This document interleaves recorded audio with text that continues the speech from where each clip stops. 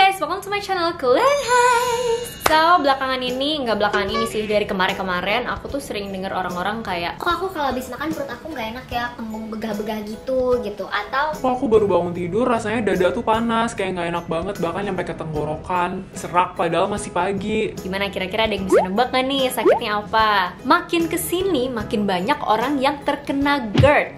Yes. Nah, sebenarnya kebiasaan apa sih yang ternyata bikin orang tuh mudah terkena GERD? Sebelumnya aku pengen tahu dulu, kalian sendiri pernah ngalamin GERD nggak? Gastroesophageal reflux disease. Komen ya. Oke, nggak usah lama-lama, langsung aja subscribe to my channel Claren Hayes, and also follow my Instagram and my TikTok. Dan ini dia kebiasaan yang bikin seorang gampang terkena GERD.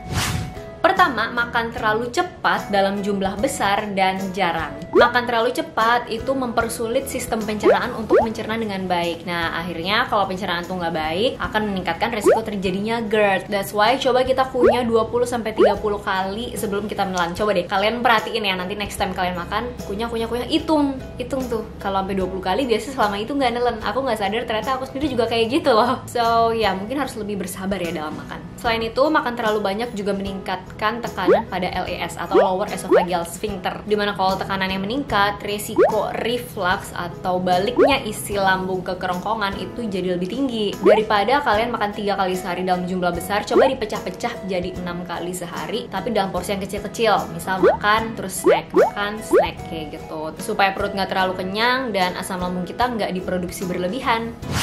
Kedua, makan sembarangan. Makan sembarangan ini tuh maksudnya makanan yang meningkatkan produksi asam lambung dan bikin GERD. Misalkan makanan yang mengandung tinggi lemak, kayak yang digoreng, minuman berkafein, minuman berkarbonasi, makanan yang asam, makanan yang pedas, alkohol, itu sebaiknya dihindari.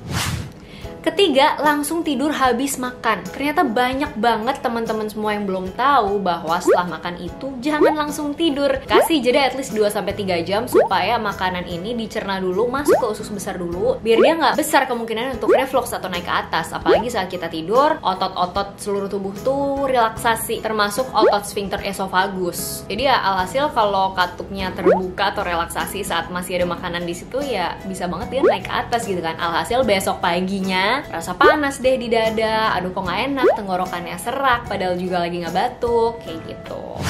Keempat, dan ini menarik banget, jangan tidur terlalu datar. So, better gunakan bantal ya, yang tingginya kurang lebih 7 inci gitu ya. Kenapa? Ini sebenarnya nggak langsung menurunkan reflux asam lambung sih, tapi posisi ini membantu untuk asam lambung tuh mengalir turun lebih cepat. Hukum gravitasi aja kan sebenarnya. Studi membuktikan adanya peningkatan 67% waktu pembersihan asam. Ternyata harus pakai bantal ya. Terus pakai pakaian yang terlalu ketat di area perut, misalkan korset nih buat para perempuan terutama. Korset yang kenceng banget, dimana ini meningkatkan tekanan perut dan bikin isi lambung itu gampang mengalir lagi ke atas. Makanya jangan pakai korset, sit up aja, lebih alami dan tahan lama. Tuh, kayak gitu tuh guys. Ini mak nih yang lagi males sit up. Anaknya Miki. Kamu suka sit up nggak, Ki? Sit up, plank. Tuh, baru nggak usah pakai korset. Ocrek. Gitu guys.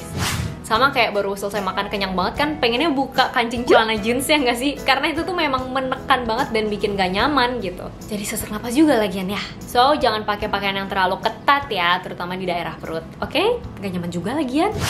Terus yang keenam, merokok. Ternyata merokok ini bisa memicu GERD juga melalui berbagai mekanisme seperti: pertama, membantu mengurangi produksi air liur atau saliva, di mana saliva ini membantu menetralisir asam lambung dan membilas supaya reflux yang terjadi itu balik lagi ke lambung gitu. Meningkatkan produksi asam lambung dan garam empedu yang ada di usus 12 jari itu jadi berpindah ke lambung juga gitu. Nah, ini kan bisa fatal banget ya. Hukum keseimbangan asam basa aja sih guys. Karena garam empedu kan sifatnya basa. Kalau dia masuk ke daerah yang harusnya asam, ya asam ini akan makin bereaksi gitu. Wow, ternyata nggak bisa sembarangan. Wow, salah mulu ya Tuhan. Udah cukup. Melemahkan lower esophageal sphincter, dimana ini bikin asam lambung gampang naik ke atas dan merusak esofagus, bikin makin rentan jika terkena reflux. Yang ketujuh yaitu stres yang terus-menerus. Jangan disepelein ya guys, karena sebenarnya otak dan lambung itu berasal dari jaringan embriologi yang sama. Pembentukan organnya itu berasal dari jaringan yang sama. Dimana kalau kita stres secara psikologis ya akhirnya lambung juga ikut bereaksi gitu. Ini yang dinamakan dengan gut-brain axis. That's why tenangkan diri. Ih mah. Nani? Suka-suka dia mah ya. Tenangkan diri dengan olahraga, meditasi, dan me time.